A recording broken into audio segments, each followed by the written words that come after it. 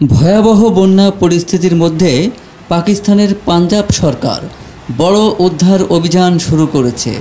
প্রদেশ জুড়ে 14 লাখের বেশি মানুষ বন্যায় ক্ষতিগ্রস্ত হয়েছে এবং চেনাব নদীর পানি বিপজ্জনকভাবে বেড়েছে।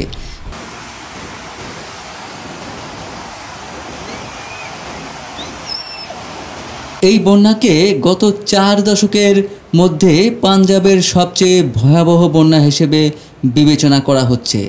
এর ফলে শত শত গ্রাম ক্ষতিগ্রস্ত হয়েছে এবং গুরুত্বপূর্ণ শস্যক্ষেত তলিয়ে গেছে।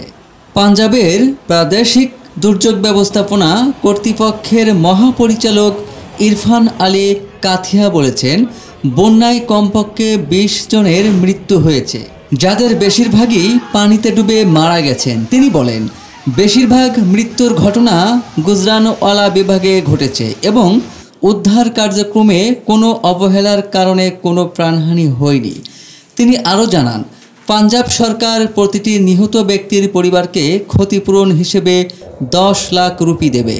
পরিস্থিতির ভয়াবহতা তুলে ধরে কাথিয়া বলেন, তারা হেলিকপ্টার ও নৌকা ব্যবহার করে মানুষকে উদ্ধারের জন্য সম্ভাব্য সব ধরনের চেষ্টা করছেন।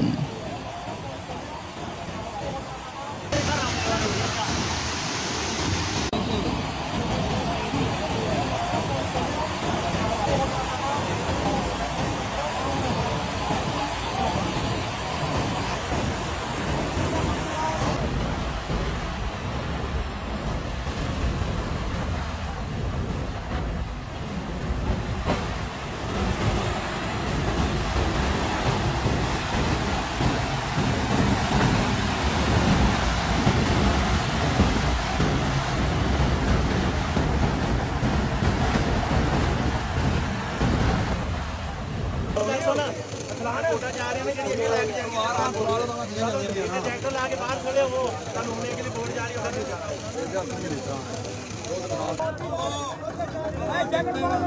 हो।